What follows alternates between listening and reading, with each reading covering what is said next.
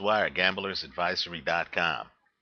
Let's talk about one of boxing's better champions, who sometimes gets overlooked, even though he is, in my opinion, one of the more talented champions in the sport.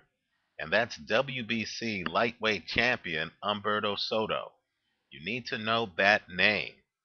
This guy is legit. And he's defending his title this weekend against Motoki Sasaki in a fight that promises to be very interesting. Let's talk about it. But before I go further, just remember the opinion you should follow should be your own. Just consider this video to be a second opinion from a complete stranger online. One of the fights I've wanted to see for a while because I think stylistically it would be a barn burner is multiple 140-pound champion Timothy Bradley against Humberto Soto, the 135-pound champion. Now understand, Soto is a dominant champion. He takes on all comers. His recent fight against Urbano Antillian is a classic, and Soto does many things well. Now Sasaki is interesting because Sasaki fights a lot like Timothy Bradley. He is an advanced fighter. He can fight with a Philly shell defensive stance where he has his left hand draped across his body, or he could fight you with a very high guard where he has his hands up. It just depends on what you're doing. He's a shorter fighter who knows how to use his height to his advantage. Like Timothy Bradley, he's able to come right inside on you. Like Timothy Bradley, sometimes he ends up headbutting his opponent. He's applying inside pressure. He even got deducted a point when he fought Sisenko a little while ago. Right? He's going to come inside. He's going to pressure Humberto Soto. He's going to try to make it uncomfortable for Humberto Soto. And he's a great athlete, so he's going to be able to try to do that for every round that this fight goes. Right? You know the type of guy. He's a good athlete. He is able to bend a little bit, so hitting him in the body is a problem. Meanwhile, of course, he's able to guard his head. Then he comes in throwing hooks, roughing you up. And, of course, he's enough of an athlete where he can then back out to make it a three-dimensional game where you can't even assume that he's going to be right in front of you. Now, Soto, though, has a gift. He is one of the sport's best uppercut throwers. And what I like with Soto, what really makes him special, is the fact that he can literally throw that uppercut in the middle of a combination. And he can also, right after he throws the uppercut, he can come back with a straight right hand. He's very advanced. Let me just say, too, at the risk of sounding a bit politically incorrect, let me just say that different parts of the world have different fight styles. You go into a gym in Philadelphia, and you're going to see a lot of fighters fighting with a Philly shell style of defense, right? If you go up to Marvin Hagler country, if you go up to New England, you're going to run into a lot of rough and tumble fighters like Mickey Ward, like Rocky Marciano, like Marvin Hagler. Well, let me just say, in Mexico, you have a group of fighters, and this is cultural. I'm not claiming that it's genetic or anything like that. But you have a group of fighters who really know how to go to your body and how to mix in body shots with headshots. In other words, whether it's Giovanni Segura, Antonio Margarito, Humberto Soto, if you're coming out of Mexico and you are a knockout puncher, you really have to know how to be aggressive and how to take out a guy's ribcage and how to do it in a way where you're just opening up offensively. The offensive firepower of someone like Humberto Soto, when he gets going, is simply stunning. Because when you look at him, he's literally doing things like throwing uppercuts, then coming right back with headshots. And I'm talking about power punches. Let me just say, too, that you've heard it said that Saul Alvarez isn't your typical Mexican fighter, right? I know Roy Jones was saying that on the HBO telecast. Saul Alvarez is a little bit different. His fight style is a little bit different. I'm talking about I'm talking about the fight style that Giovanni Segura used against Ivan Calderon, where he comes in, it's a two-handed attack. He's throwing power shots with both hands. He knows how to roll, right? He's prepared to get hit somewhat with his opponent's punches, but he's already made a calculation that he hits harder than his opponent. He's going to come in with a two-handed attack. And when the opponent starts to throw, he's going to use his shoulders to pick off punches, right? If you remember the Antonio Margarito Miguel Cotto fight, Cotto has a big punch. He has a big knockout percentage.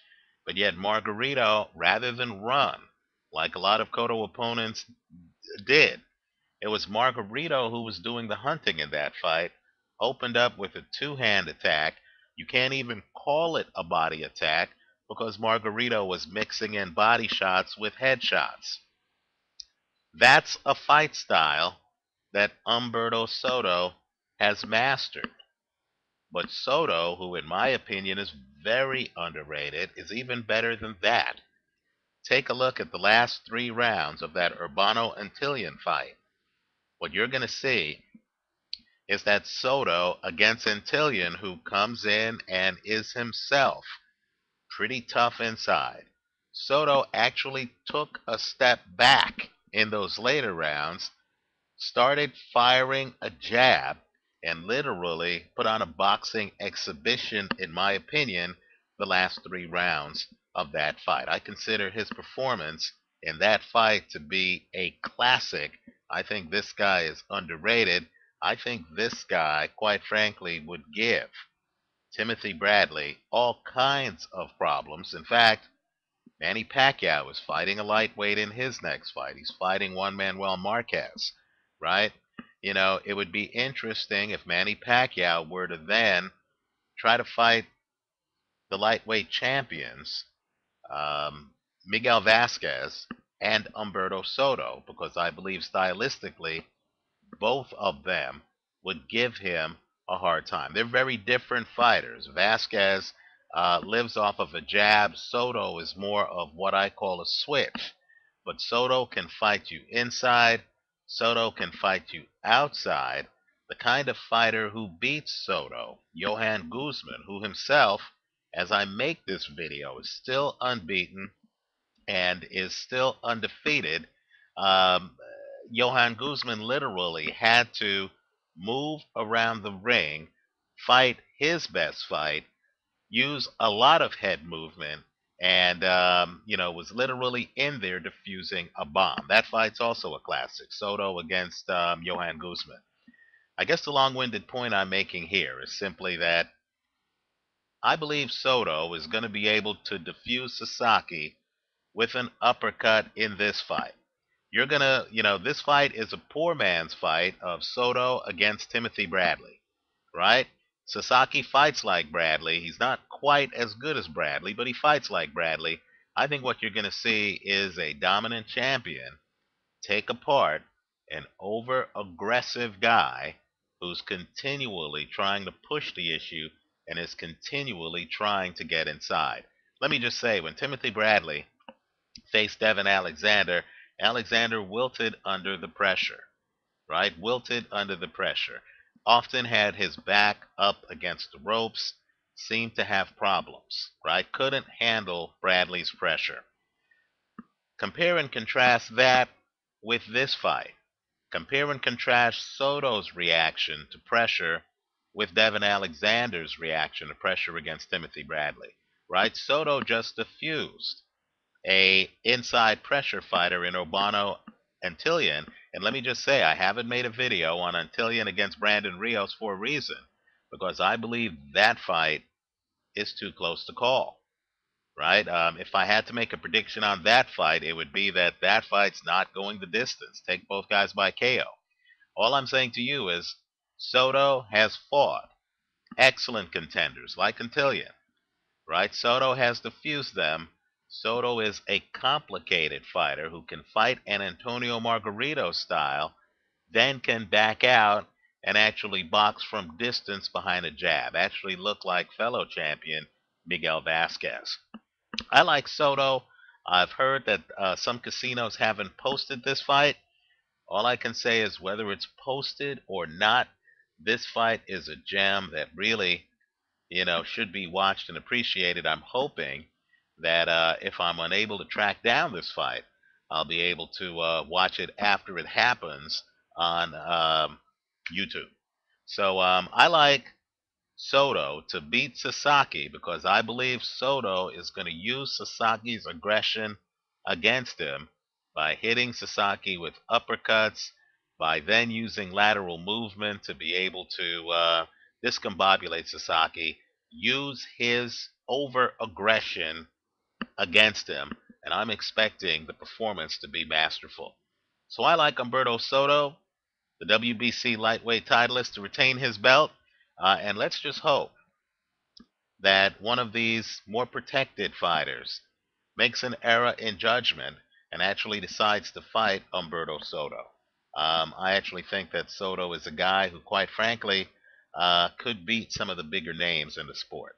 Let me go one step further, too. Johan Guzman seems to be on the outs. I understand he has a chronic weight problem. Johan Guzman's talent is such that I believe that if he wanted to, he could fight at 154 and actually hold his own. Keep in mind, Guzman used to be the champ, I believe, at 130 or 126, right? So you're talking about an elite talent. If he can't make the weight at 140, if he's even having problems making the weight at 147, I hope he gains weight and actually tries his luck at 154. I'd love to see, another fight I'd love to see is Guzman against Canelo. I think Canelo, quite frankly, would have a problem keeping up with Guzman's foot speed and his head movement. Let me know what you think on this fight. I like Soto over Sasaki.